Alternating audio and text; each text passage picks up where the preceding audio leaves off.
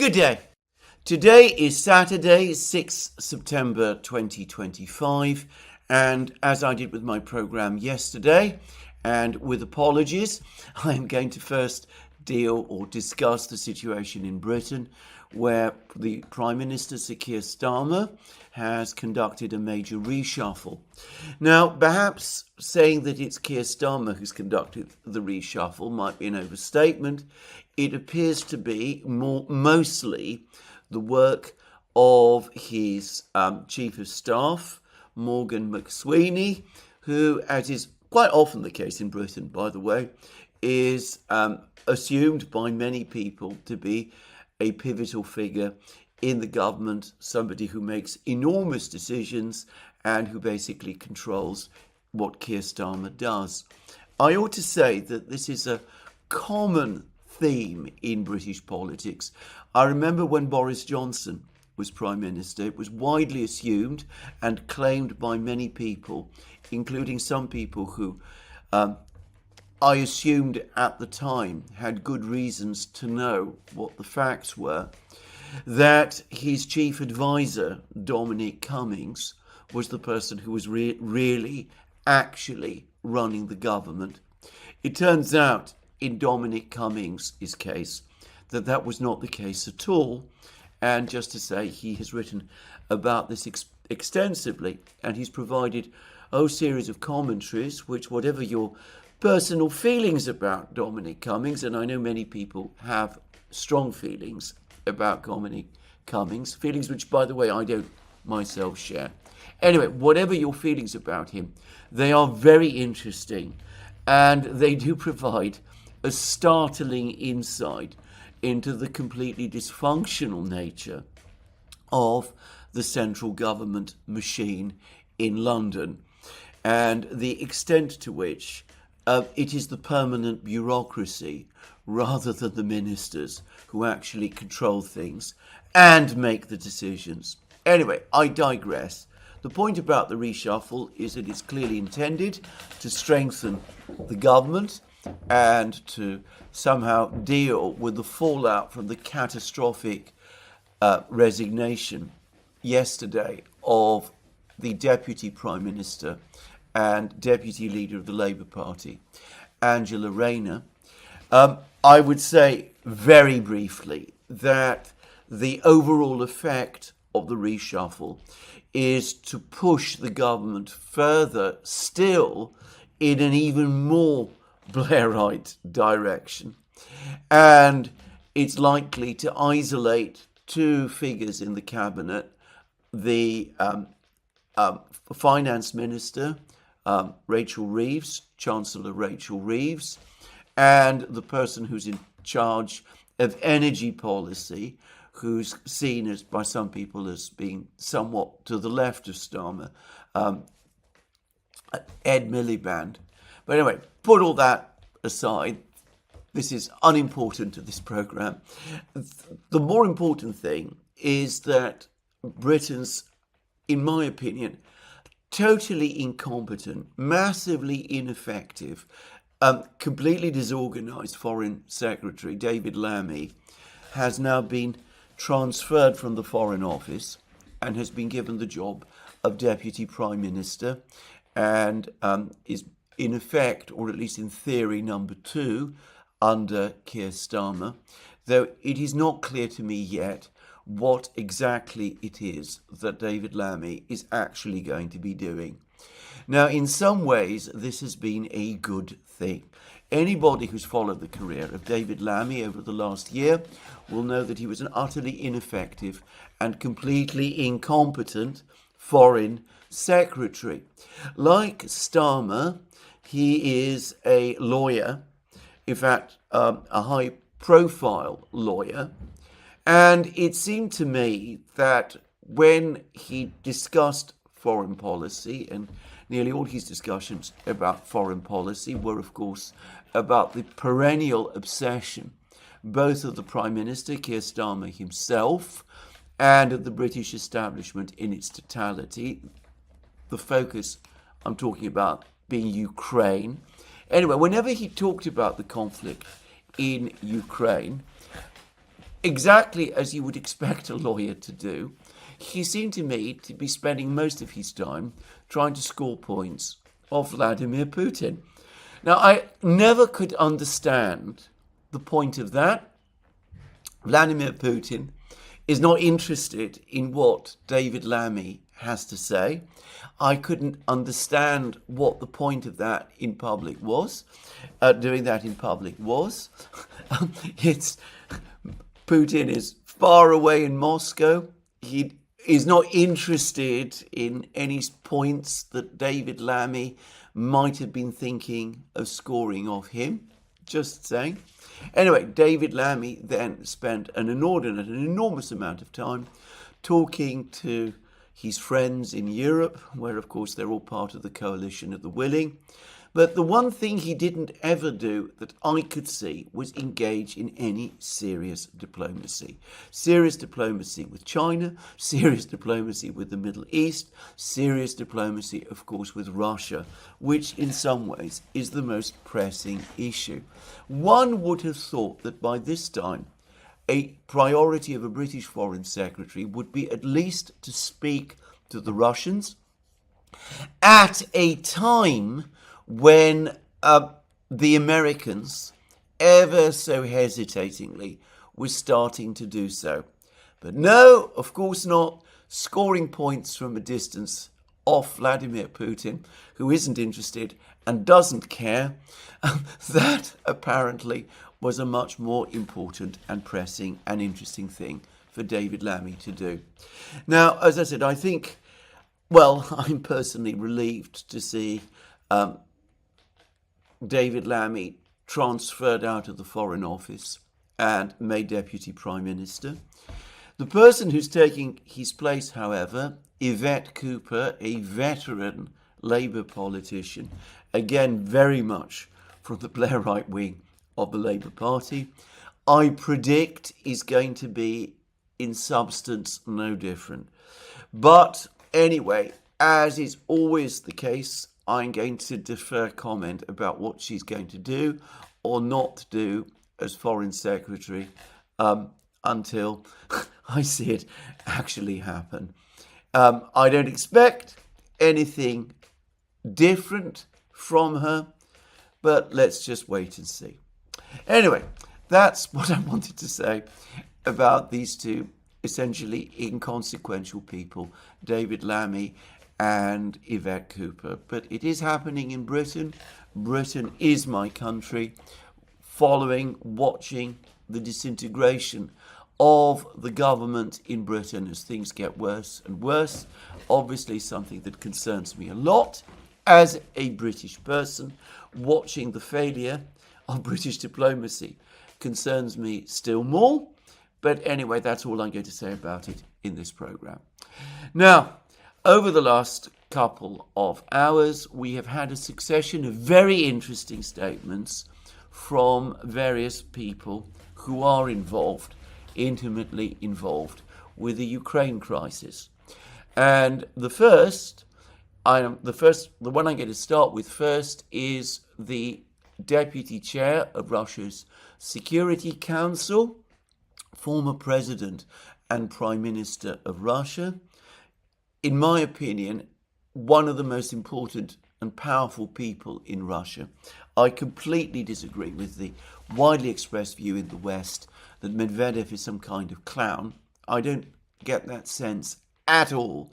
He is also, after all, the head of the Military Industrial Commission and is the man mostly responsible for this huge increase in military production, which we have seen happen in Russia over the last 3 years. Anyway, Medvedev has just made a comment in response to a question from the Russian media about the coalition of the willing meeting in Paris, the one that Keir Starmer, Emmanuel Macron, Friedrich Merz, Giorgia Meloni, Vladimir Zelensky all attended, and where they talked again about security guarantees and troop deployments to Ukraine and backstops and guarantees from the Americans, all on the assumption that the Americans were prepared to give the backstop, which all the indications suggest they are not, and that the Russians will agree to the deployments, which of course they have said they never will. Anyway, this is what Medvedev had to say about the coalition of the willing meeting in Paris. It is partly said in the coarse language that he now consciously adopts, which I'm going to water down. It seems to me that this is all simply inadequate. This is BS. Such heresy is what they're doing, or to put it in English, it's BS, whatever you want to call it. They invent something for themselves there, pull it out of different places. They then present it as a guarantee. It won't have any consequences. That is obvious. To say it again, his actual language was significantly coarser than I am saying. But who realistically, objectively, can deny that he is absolutely right? What we saw in Paris was a classic example of Eve Smith's dictum that in the West we spend all our time in a conflict negotiating with each other, forgetting or overlooking or ignoring the fact that it is the other side that we ought to be negotiating with. And isn't that, in effect, exactly what Medvedev is saying? They invent something for themselves there. They then present it as a guarantee. It won't have any consequences. That is obvious. Now, Medvedev is not the only person saying this. The arch neocon Daily Telegraph commentator, David Blair, who is, by the way, in spite of what I've just said about him, in my opinion, a clever man. Anyway, he has just written this in the Daily Telegraph, and for once, I find myself in complete agreement with him. Trump's peace deal has now gone full circle after nearly 8 months of sound and fury from US President and frenzied diplomacy from European allies. We are back where we started. This is absolutely correct. He's slightly wrong, actually. He says that there's been some progress in discussing security guarantees for Ukraine, but as we've seen, Medvedev says that there's been no progress on that front at all. There is a small amount of progress in one respect, which is that Trump himself has publicly said that he's come round to the Russian view that there is not going to be a ceasefire before there is a negotiation, a serious negotiation to settle the war. So that is progress of a kind, but of course it is not especially significant progress, and no one should think so. The war goes on, and as I discussed in my program yesterday, Vladimir Putin, in his various statements and comments made in China and made at the forum in the Far East, has basically said that the war will continue and that the Russians are focused on the war and are focused mostly on achieving victory in that war. Now, I ought to say that there are reports that on the 8th of September, the Europeans and the Americans are going to have yet another meeting with each other. And this time, apparently, they're going to discuss sanctions and steps that might be taken by the Americans and the Europeans to try to increase the economic pressure on Russia, to impose more sanctions, more tariffs, do all of those sort of things. Well, Friedrich Merz, Chancellor of Germany, has now made, in some ways, a rather Interesting comment.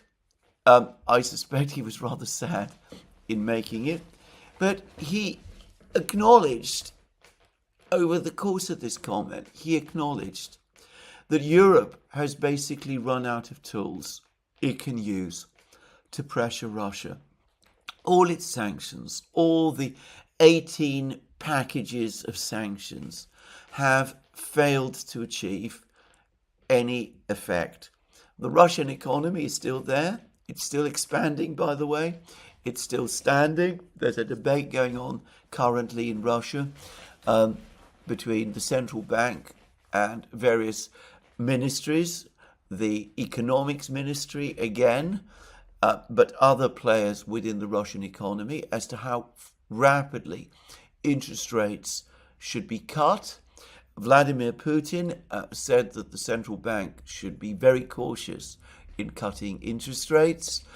Interestingly, the head of Russia's biggest bank, German Gref, former economics minister in Putin's government, he's now come out and said that the central bank needs to cut interest rates more aggressively. And he says that he wants interest rates to go down to 12% by year end. Currently, just to say, they are at 18%. So he wants a reduction of 6% in the rate of interest before the end of the year. So anyway, that debate goes on. It's an interesting debate, interesting for people like me who take an interest in where the Russian economy is going. But the point is that the economy is stable, inflation is coming down, there's some telltale indicators that growth is returning. The PMI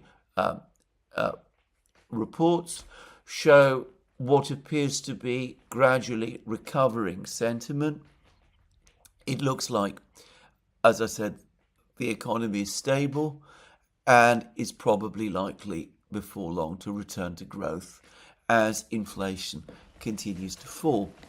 Meanwhile, as we have also seen, Russia's big trading partners, China, India, the others, continues to stand by Russia.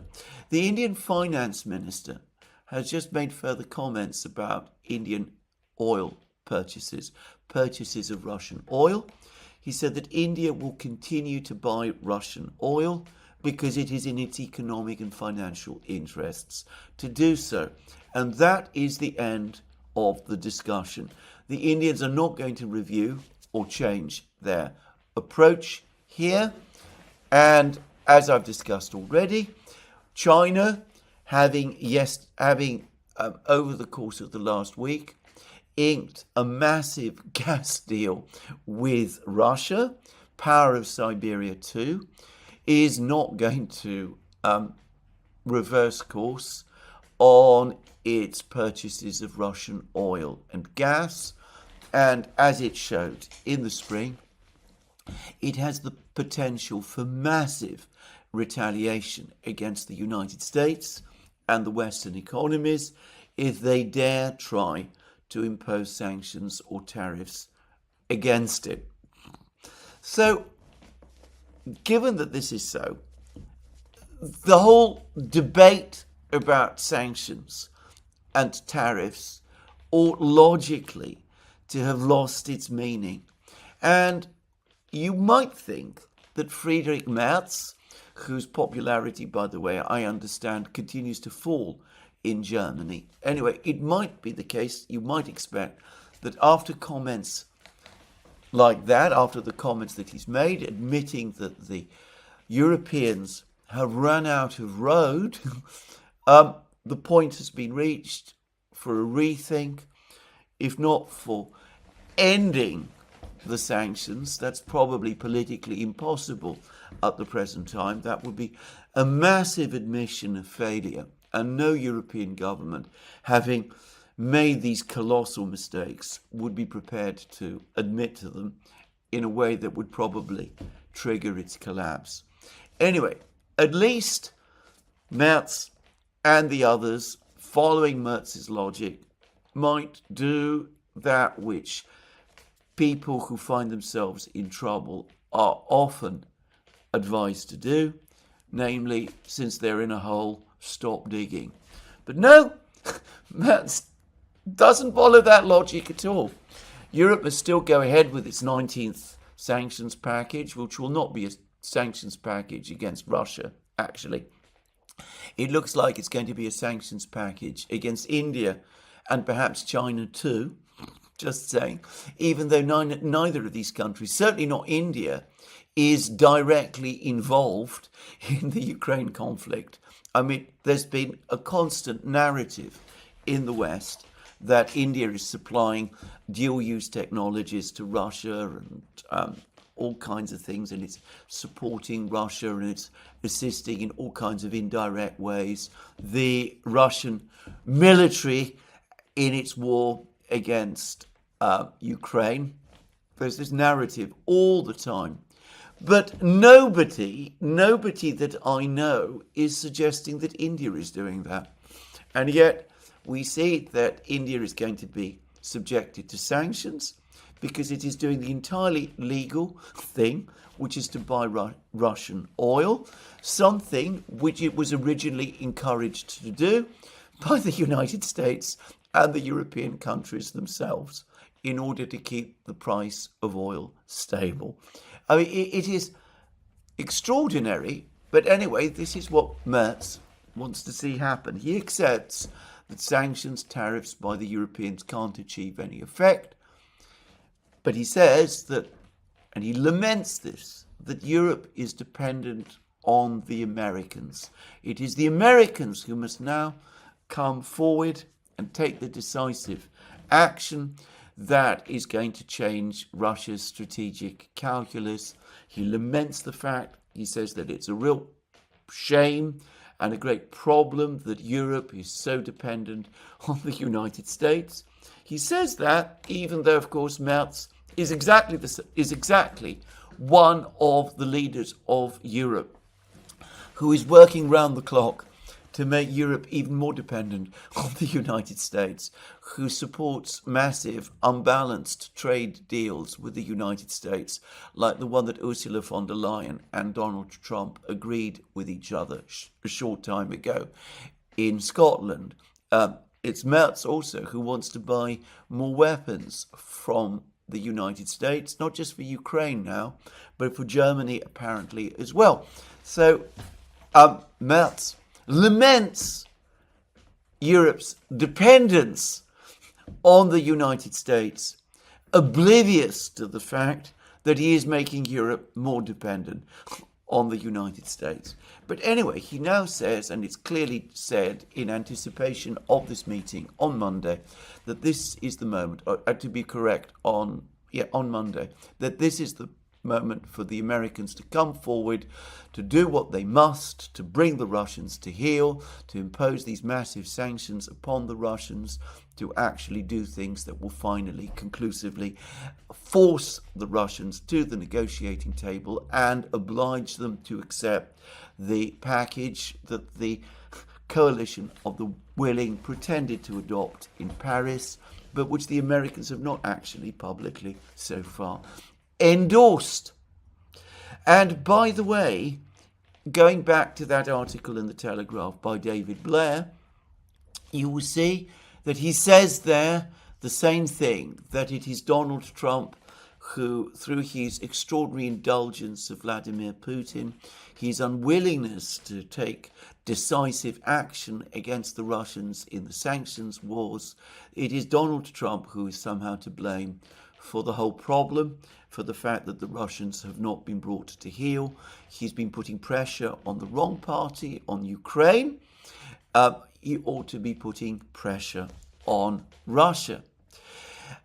Again, it's frustrating to see these comments made in Europe, in Britain, and in Germany. This agitation, this pressure on the Americans to take these extraordinary steps, to go forward with the bone-crushing sanctions that Lindsey Graham and Richard Blumenthal in the Senate are talking about, apparently oblivious to the realities of how the world is changing, even though those changes were on public display in Tianjin and Beijing last week. But no, one doesn't pay any attention to that. One still assumes that the United States is the hyperpower, that it can do, it has the power to do pretty much anything that it wants.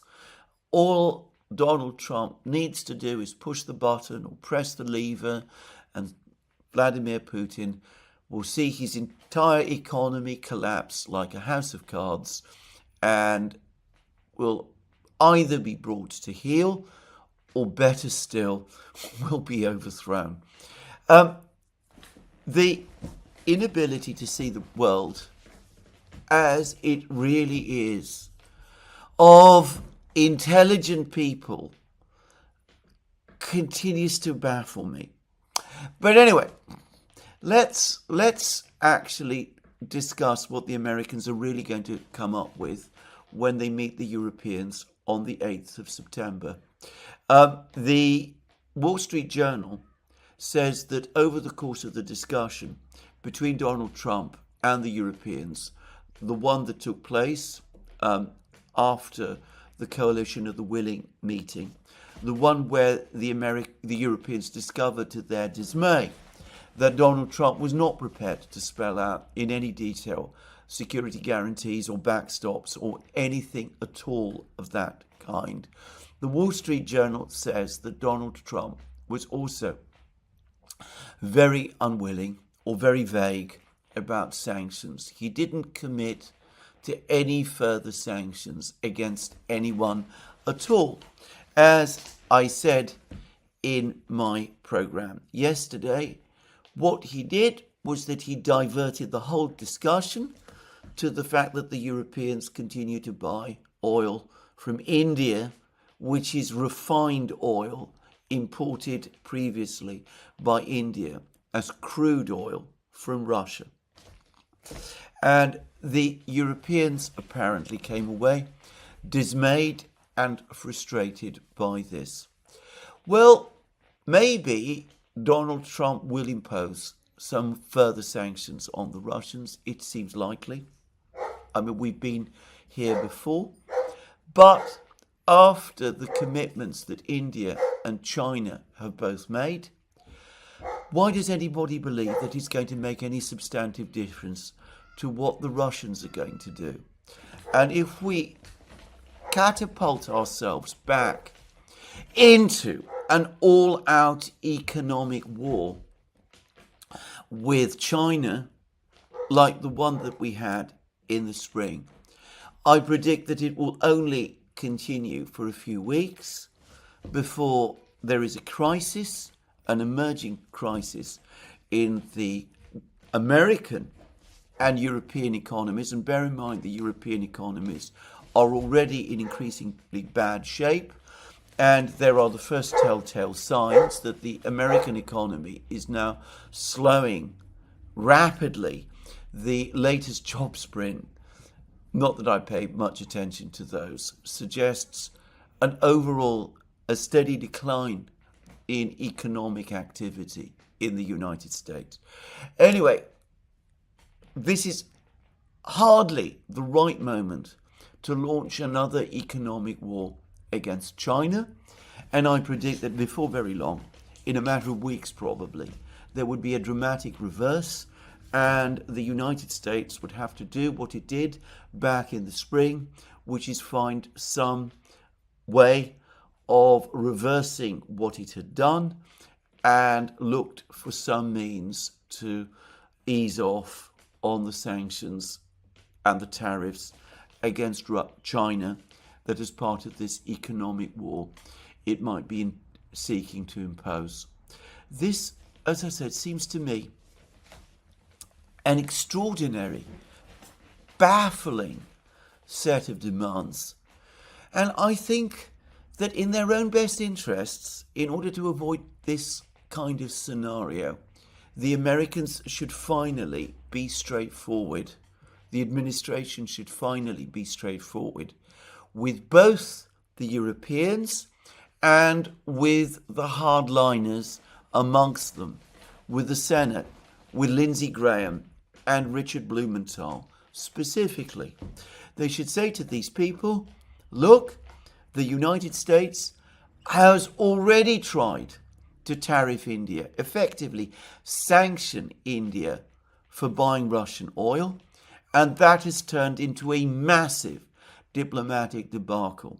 We see India reaffirming its commitment to buy Russian oil, attending high-level meetings in China, inviting none other than Vladimir Putin to visit India as well.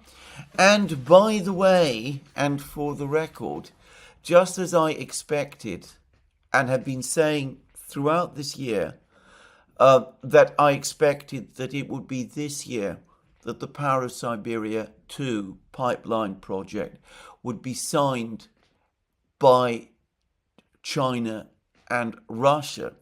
So I think it is highly likely that when Putin visits India and meets with Modi in December, the Russians and the Indians are going to sign off on another big project, and that is for joint development and purchase by India of Russia's fifth generation fighter jet, the Sukhoi 57. Now, the Indians, I say this because the Indians have been offered the F-35 by the United States for various reasons, nothing to do, as I understand it, with the technical issues relating to this plane. It's apparent, well, some claim its lack of effectiveness. Others say that it is enormously effective. I'm not going to get into that discussion.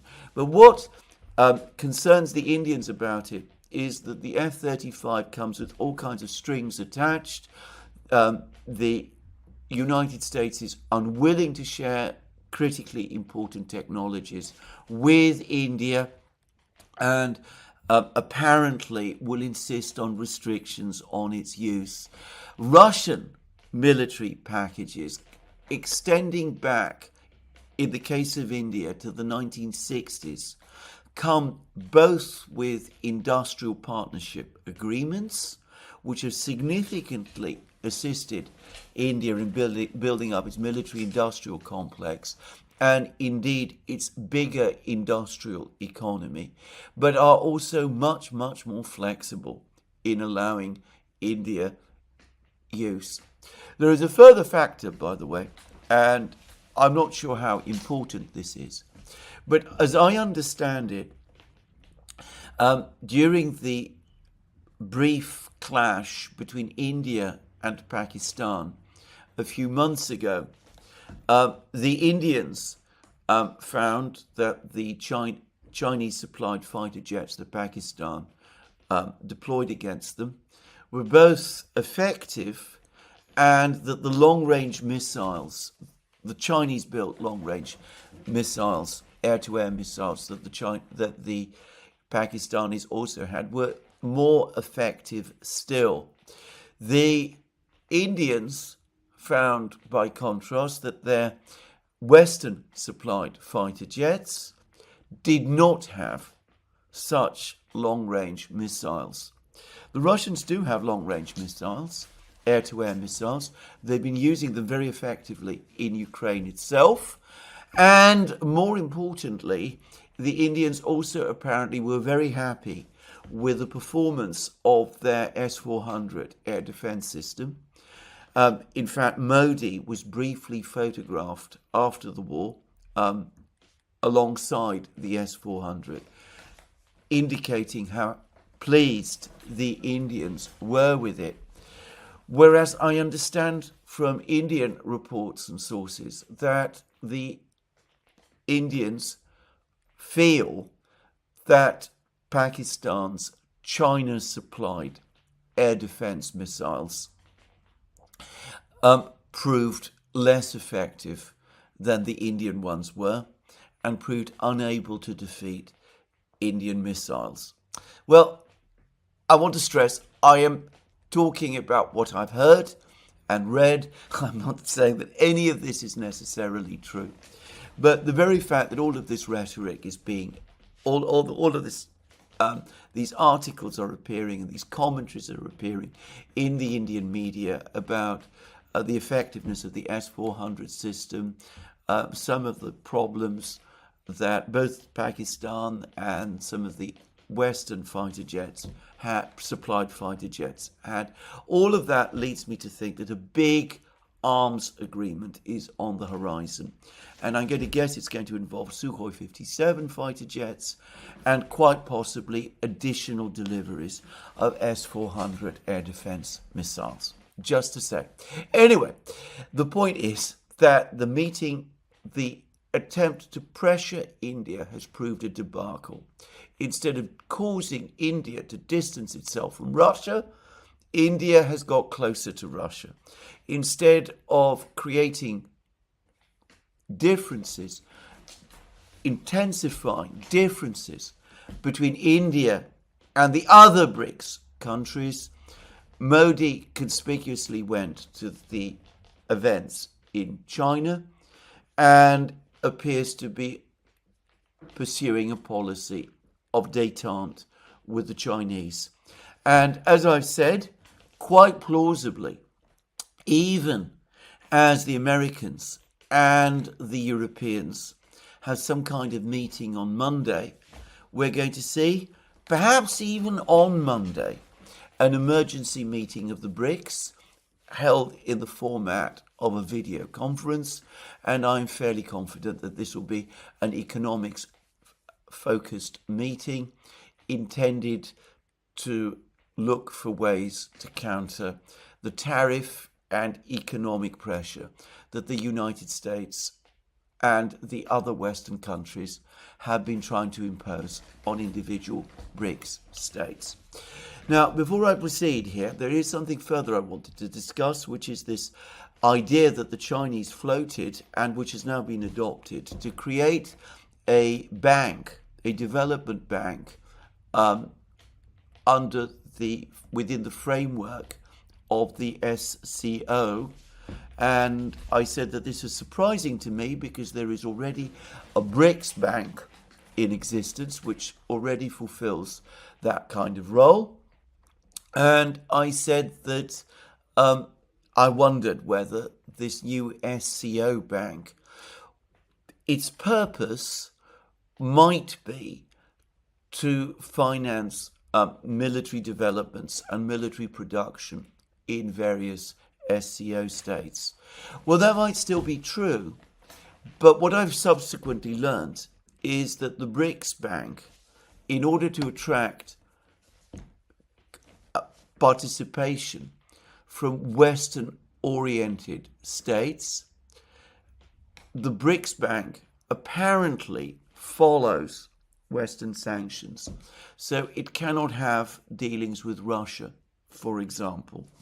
I suspect that the SCO Bank will operate entirely outside the Western financial system and will not follow Western sanctions and could be instrumental, for example, in Russian-Chinese trade, but also perhaps trade with other BRICS states and SCO states that might also find themselves under sanctions pressure, such as Iran and, of course, now India. Just saying. Anyway, so coming back to all of this, the attempt to pressure India was a complete debacle.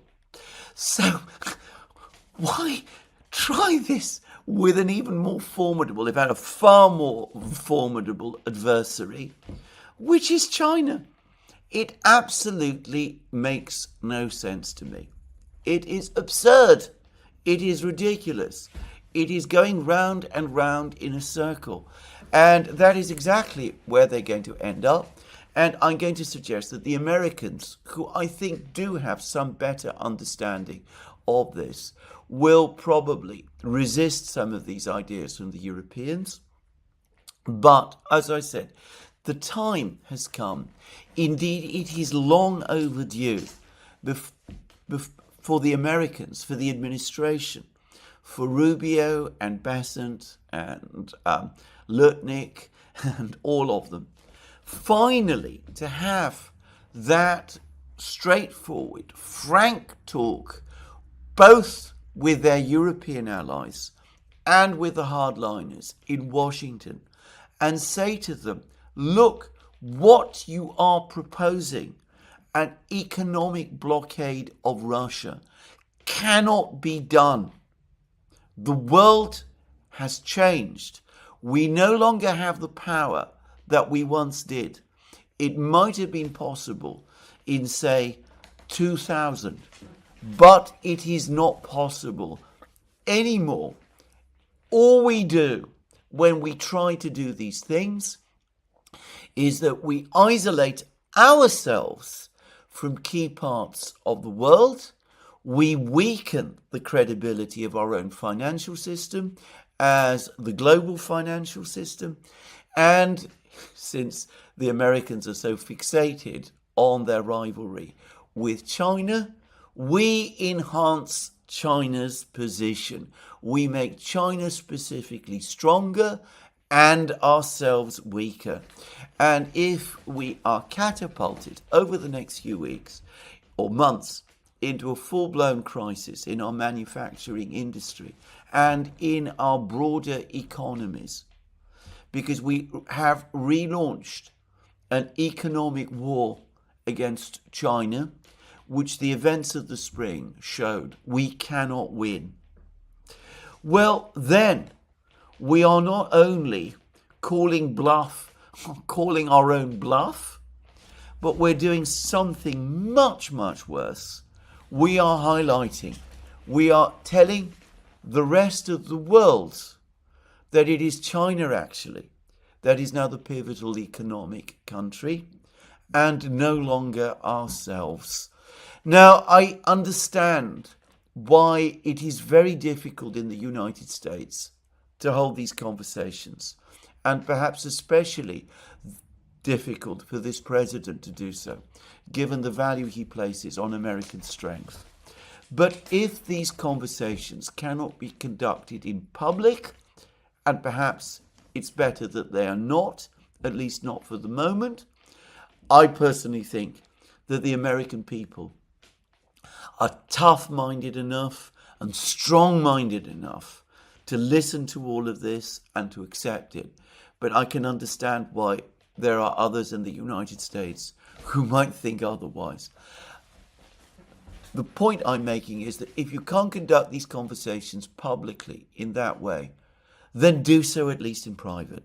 Do so in that meeting on the 8th of September, and do so in discussions, the private discussions taking place between the administration and the Senate.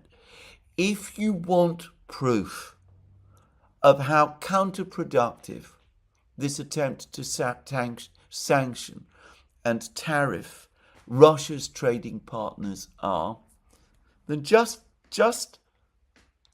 look at the Indian debacle and you will see it all there. Now, I ought to say that there's an interesting article in The Guardian today, and I have heard this from other sources too, that the events in China over the last week have spooked some people in the United States. Certainly, they seem to have had an effect on the president himself. I discussed that Truth Social post that he published a few days ago, in which he talked about how the United States has lost Russia and India to deep, dark China. By the way, the Russians have pushed back on that.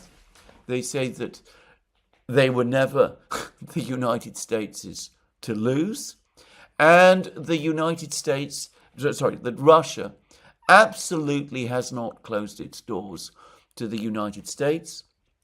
It still wants a good cooperative relationship with the United States and with all countries, including eventually, in time, the European countries.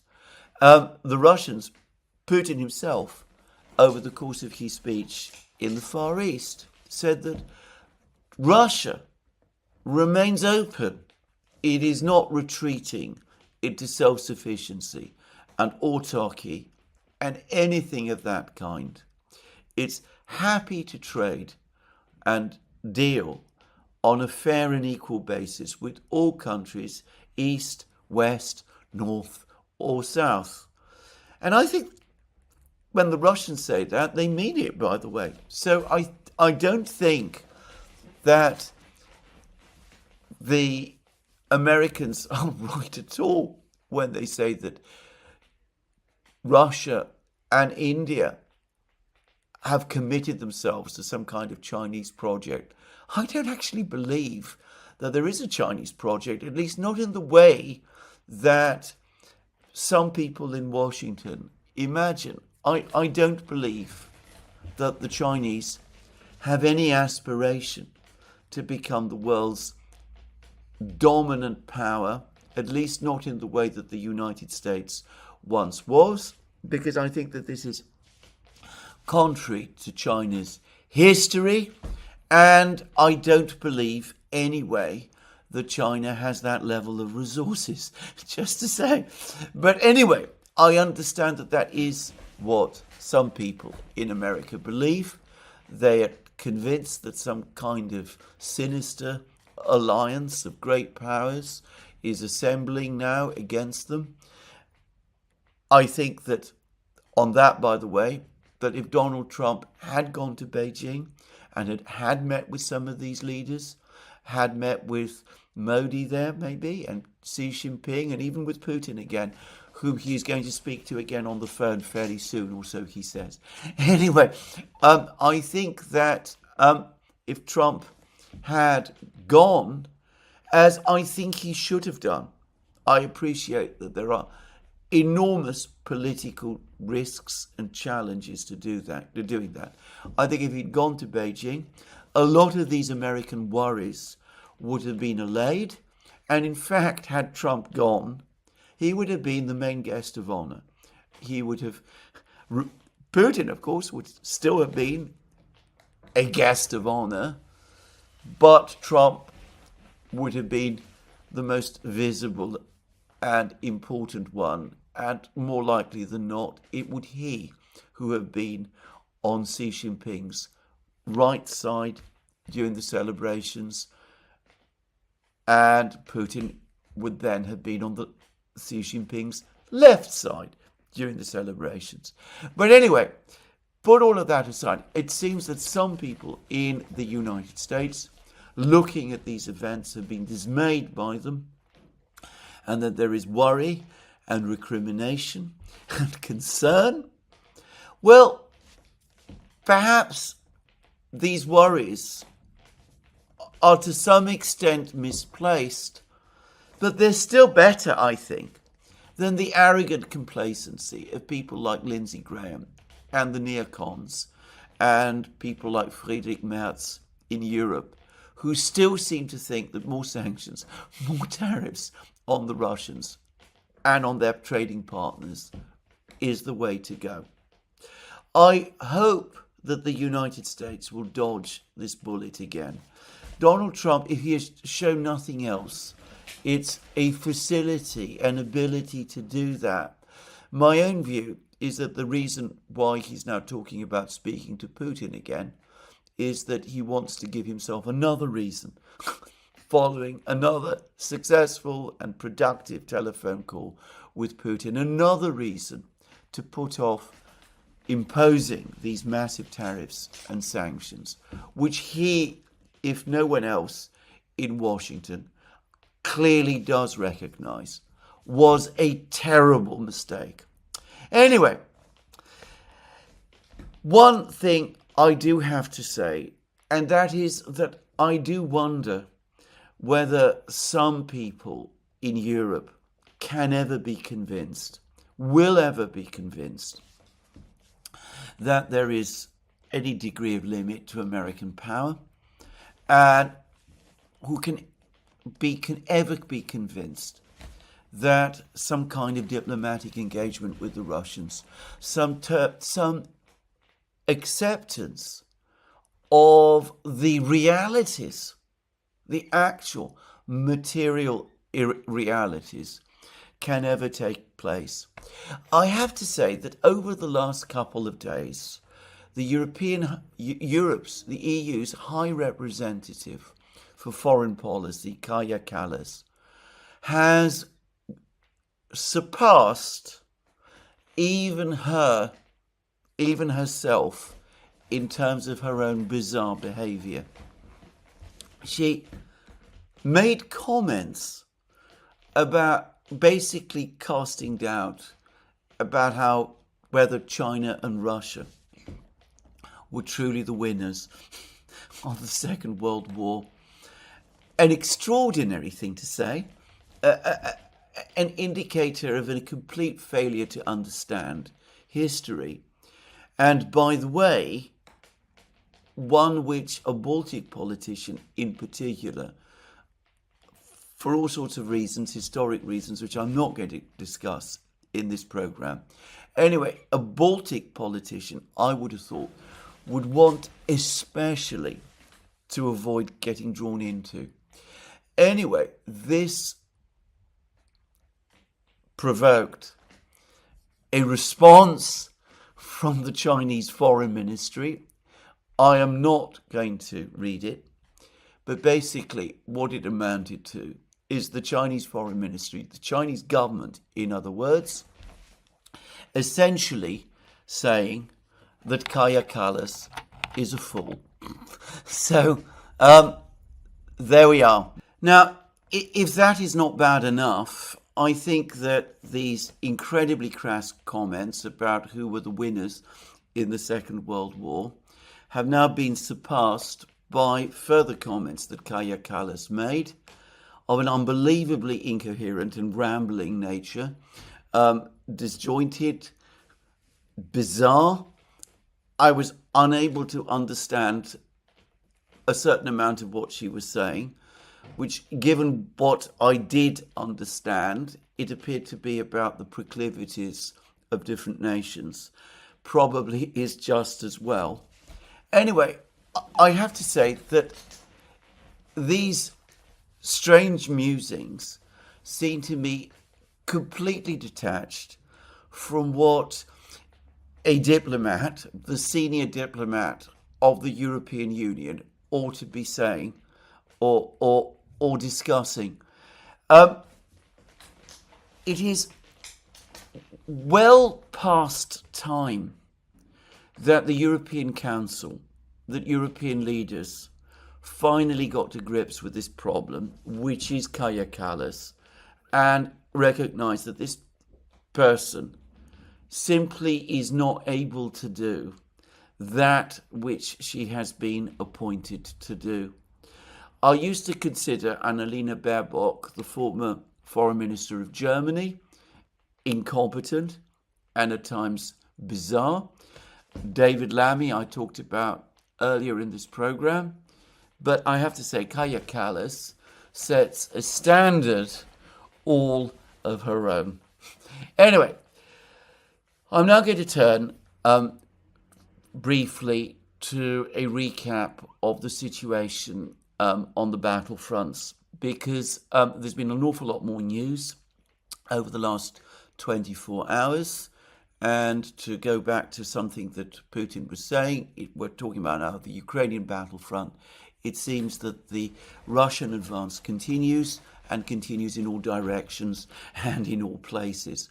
The Russian army apparently, there is now conclusive video footage showing not only from the Russians, showing the Russian army deep inside Kupiansk, in fact, in the central areas of Kupiansk. But the Ukrainians themselves have now released video footage showing the Ukrainian military conducting FPV drone attacks on Russian soldiers inside Kupiansk, which of course confirms that the Russians do now indeed control Kupiansk. So this battle is developing exactly as the chief of the General Staff of Russia, General Gerasimov, said a few days ago. The Russians are indeed inside Kupiansk. There might be some argument about whether they control half of it. Some are putting it at less, 30 or 25%. I go with Gerasimov. I suspect it is more than half now. But of course, to say it again, I am not there. So it may be that some of the doubts are true, but there is no doubt that the Russians are indeed fighting deep inside Kupiansk. Now, I don't know how much longer this battle will continue. The various mapping projects, I noticed, have adjusted the maps around Kupiansk. There was lots of talk about Ukrainian counterattacks in Kupiansk, putting the Russian positions in jeopardy there. I always thought those counterattacks probably had little reality to them. And I noticed that the mapping projects have now returned all of the territory that the Ukrainians claim to have recaptured back under Russian control. So Kupiansk is effectively surrounded. The Ukrainian troops in Kupiansk are effectively surrounded. I understand that there is still access for the Ukrainians to Kupiansk through some difficult to use country roads. The Russians, presumably, are operating drones and other things, interrupting Ukrainian movements along these roads, resupply. Probably the Ukrainians can withdraw still from Kupiansk, and I absolutely think that that is what they should do. And I thought about a week ago that that was probably what they would do. But again, I overestimated the ability of Zelensky and Syrskyi to make what seemed to me the correct decisions, and instead they have continued with their usual policy of insisting that their soldiers defend what is undefendable ground, in effect, to the last man. So I suspect that eventually resistance in Kupiansk will collapse and the town will fall, and that the Ukrainians, who are already short of men, are going to find that they've lost more men to no useful purpose. Anyway, that's Kupiansk. There's been more reports of further Russian advances in both the Liman and Siversk areas. Of course, Gerasimov says that there's already fighting going on inside Siversk, but there has so far been no video footage to confirm this. This is the only claim so far that Gerasimov made, of which we have seen no visual proof. But it is nonetheless undoubtedly the case that the Russians are continuing to capture ground and villages around Siversk. They seem to be capturing more villages from the south in territory which previously, by the way, the Ukrainians had unflinchingly defended. Now the Russians are able to advance north towards Siversk along the railway lines and the roads. And my impression is that Ukrainian resistance is becoming more disorganized and weaker as the Russian vice around Siversk closes. And it also seems that the Russians have advanced closer, much closer, to Liman, the city immediately to the west of Siversk, the town immediately to the west of Siversk as well. Now, Kupiansk, Siversk, Liman are all places that were either recaptured by the Ukrainians as part of their Kharkov 2022, autumn 2022 counteroffensive, or which were important for the Ukrainians in the connection with that offensive. And it has always seemed to me that the objective of the Russians in capturing these three places, Siversk, Liman and Kupiansk, is to reverse all Ukrainian gains during that offensive in order to commence an encirclement of Slavyansk, the northern town of the Slavyansk-Kramatorsk-Konstantinovka conurbation. From the north, even as Russian pressure on Konstantinovka and Pokrovsk prepares the ground for an encirclement of the same conurbation from the south. And importantly and interestingly, it looks like the Russians are working now in the air towards that objective as well, because there are reports that they're starting to conduct drone attacks on the main roads leading to all of these places, Liman and Kupiansk, but they're also attacking road links closer to Izium, and indeed between Izium and Slavyansk,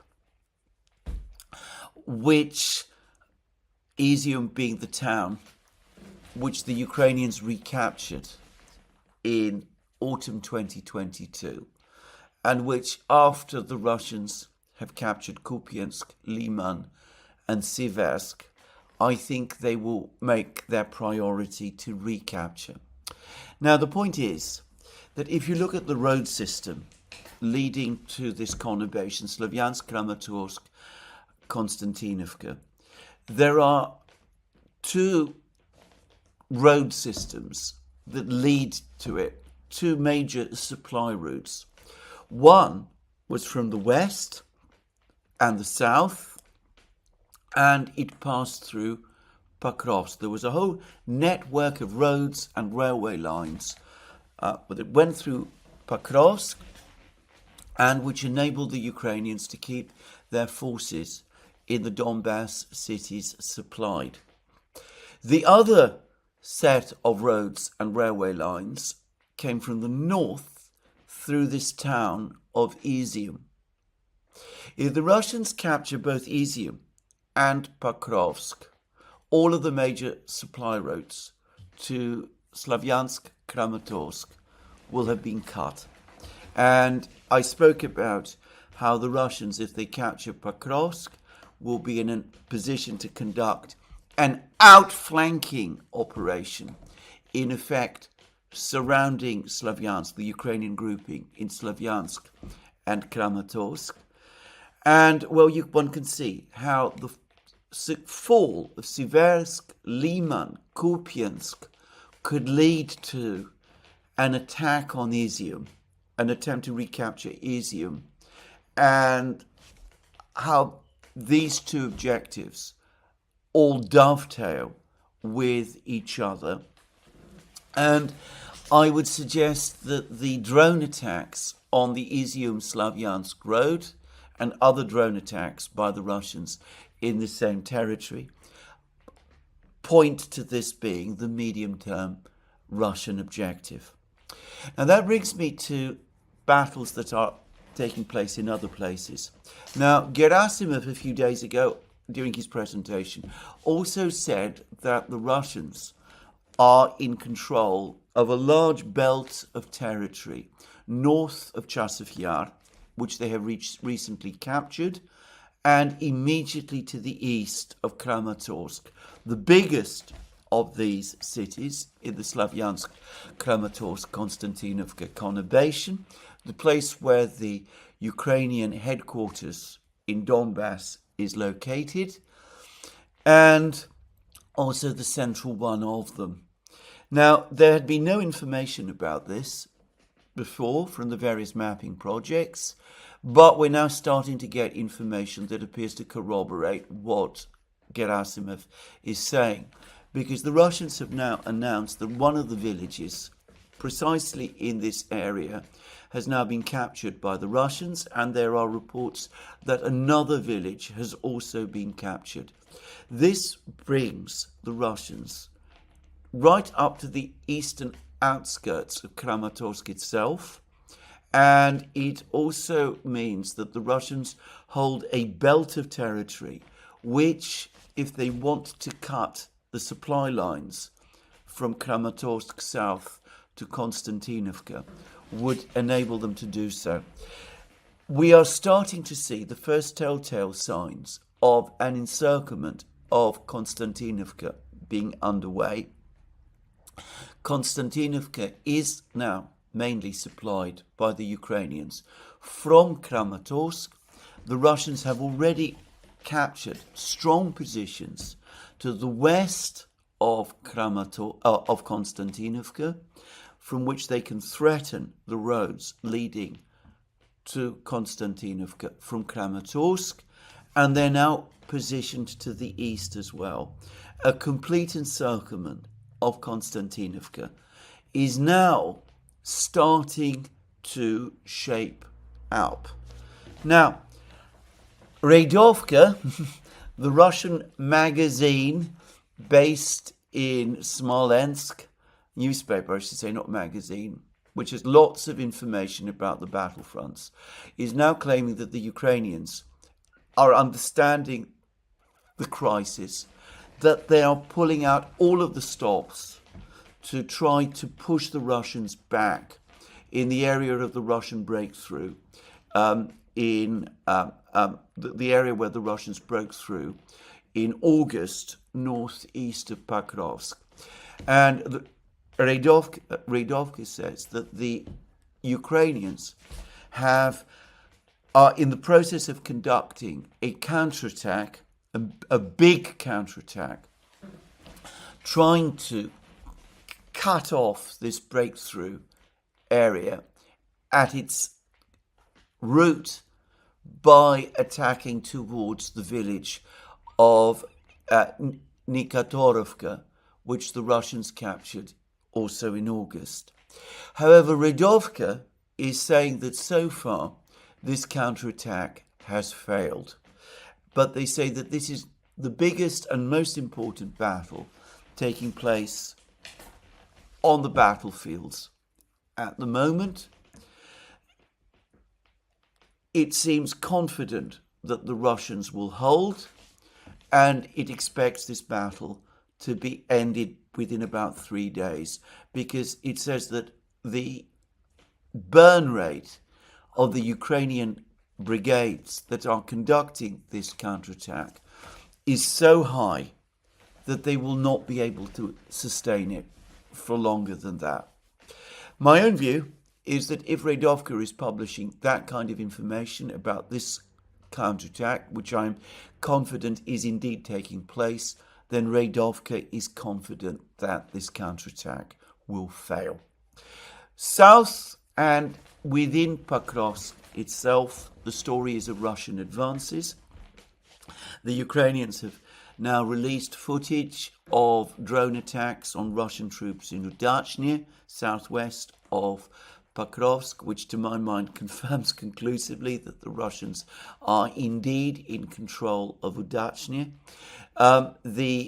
There are reports that the Russians are slowly enlarging the territory that they control in Pakrovsk itself, and in the southern area, in Mirnograd, southern Novoekonomichny, where the Ukrainians also attempted a counterattack.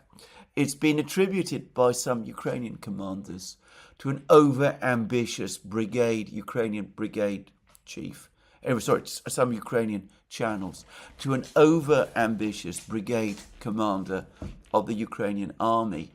Anyway, the reports say that this counterattack has now been completely repulsed, and all of the territory that the Ukrainians recaptured during that counterattack is now once again firmly under Russian control.